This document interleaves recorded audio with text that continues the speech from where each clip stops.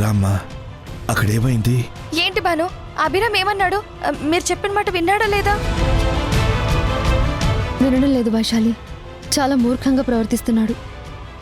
ఈరోజు తన పెళ్ళంట.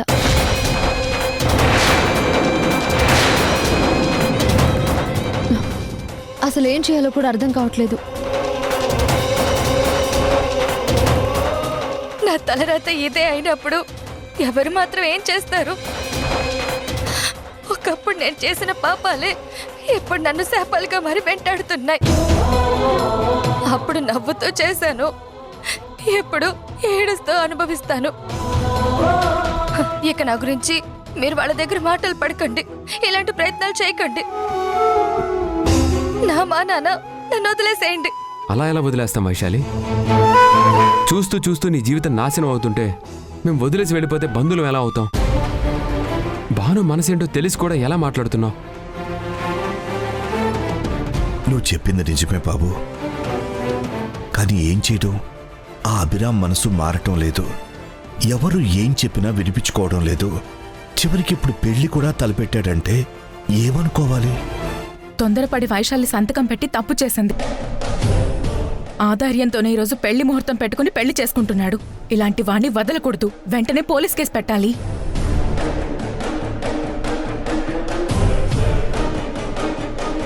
బాను, ఇంకా ఆలోచించడం అనవసరం. గృహహింస చట్టం కింద కేసు పెడదాం. తర్వాత సంగతి తర్వాత చూసుకోవచ్చు. లేదు రాము, ఇప్పుడు మనం పోలీస్ కేసు పెట్టినా ఆధారాలన్నీ తన దగ్గరున్నాయి కాబట్టి వైశాలి అనుమతితోనే ఈ పెళ్లి చేసుకుంటున్నాను అని చెప్తాడు.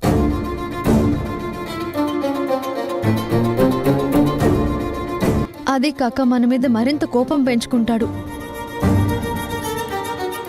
ఇంకో 2-3 గంటల్లో తను పెళ్లి చేసుకోబోతున్నాడు.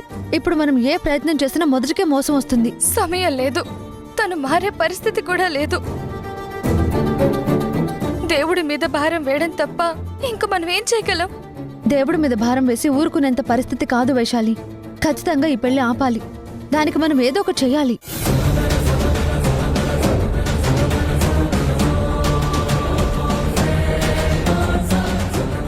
నా మాట నిజం. ముందు మనం ఈ పెళ్లి ఆపాల్సిందే. ఇప్పటికిప్పుడు పెళ్ళి ఎలా ఆపుతాం?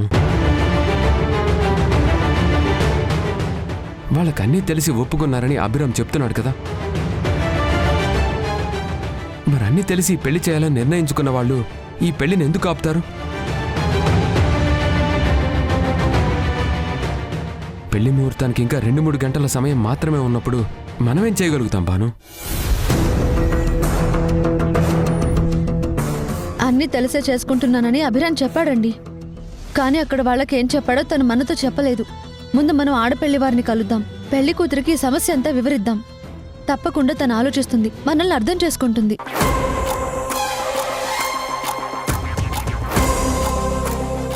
ఇంకో ఆడపిల్ల జీవితాన్ని అన్యాయం చేసి తన జీవితాన్ని బాగు చేసుకోవాలని ఏ ఆడపిల్ల అనుకోదు.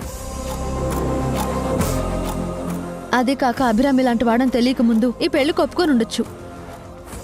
కానీ తన మనస్తత్వం ఇది అని తెలిసాక ఖచ్చితంగా ఎవరైనా ఆపుతారు.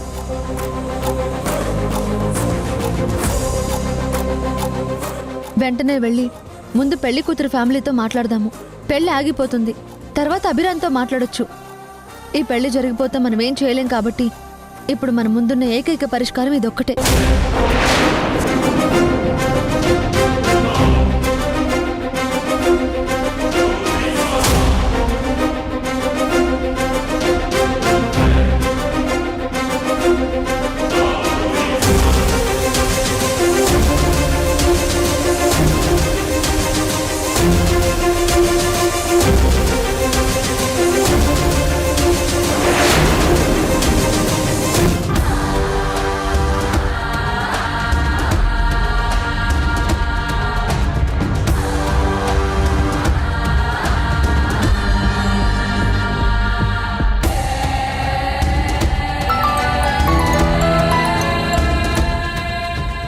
ఏంటి, నేను చెప్పినట్టు వాళ్ళని ఫాలో అవుతున్నావా? అవుతున్నాను మేడం. ఒక పెద్ద విషయం తెలిసింది, అది చెప్పడానికి ఫోన్ చేశాను. ఏంటి, ఆ పెళ్ళాపడానికి భాను కార్తీక్ ఇంకేమైనా కొత్త ప్లాన్లు వేస్తున్నారా? అవును మేడం. ఇప్పుడే వాళ్ళందరూ మాట్లాడుకుంటుంటే విన్నాను. ఈ పెళ్లి ఆపడానికి అభిరామ్తో మాట్లాడారు. తను వినలేదని వాళ్ళ మాటల వల్ల అర్థమైంది. వినేవాడే అయితే ఇంకో పెళ్లి దాకా ఎందుకు వస్తాడు? ఇది నాకు పాత న్యూసే. కొత్త న్యూస్ ఏమైనా ఉంటే చెప్పు. అందుకే మేడం, భాను కార్తిక్ ఆడపిల్ల వారి ఇంటికి వెళ్తున్నారు.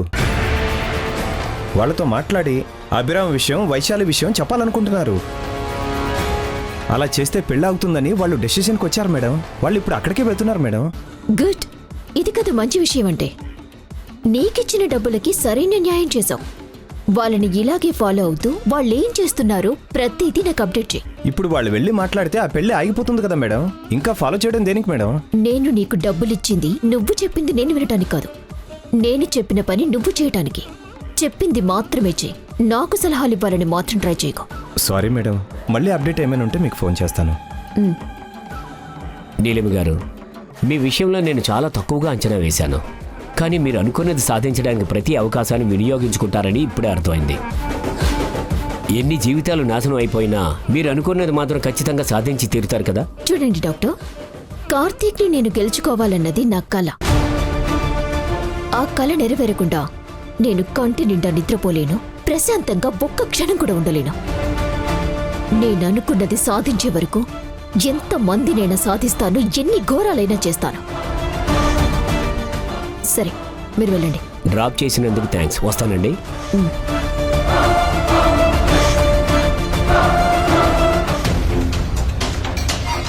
ఏమండి, మీరు హాస్పిటల్కేనా వెళ్ళింది? డాక్టర్ని కదా, హాస్పిటల్కి వెళ్తాను.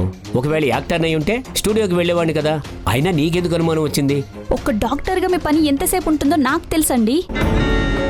కానీ రాత్రంతా రాకుండా ఉన్నారంటే మీరు వెళ్ళింది హాస్పిటల్ కాదని అర్థమవుతుంది. చూడు, నేను చేసే వృత్తిలో నాకు చాలా సమస్యలుంటాయి. వాటిని నేనే చూసుకోవాలి. వాటి గురించి నువ్వు అనవసరంగా ఎంక్వైరీలు చేయకు. ఇంకెప్పుడు ఇలా నా ముందు మాట్లాడుకో. మీకేం కావాలన్నా లోటు లేకుండా చూసుకోవాల్సిన బాధ్యత నాది. దానికి డబ్బు ఎలా సంపాదించాలో కూడా చూడవలసిన బాధ్యత నాది. అది నా హెడేక్, నేను చూసుకుంటాను. కానీ ఇలాంటి ప్రశ్నలు వేసి నాకు హెడేక్ కాకుండా నువ్వు చూసుకో. అదేంటి మమ్మీ, డాడీ నువ్వేమన్నావని అంత సీరియస్ అవుతున్నారు? ఏ వ్యక్తికైనా నిజాయితీగా ఉన్నప్పుడు ఎలాంటి ప్రశ్న అడిగినా కోపం రాదమ్మా. ఏదైనా తప్పు చేసినప్పుడే సమాధానం చెప్పలేక ఇలా కోపాన్ని ప్రదర్శిస్తూ ఉంటారు. కానీ ఈ క్షణం వాళ్ళు తప్పించుకోవచ్చు, కానీ ఏదో ఒకరోజు అదే వాళ్ళని కష్టాల పాలు చేస్తుందని తెలుసుకోలేకపోతారు. సరే పద.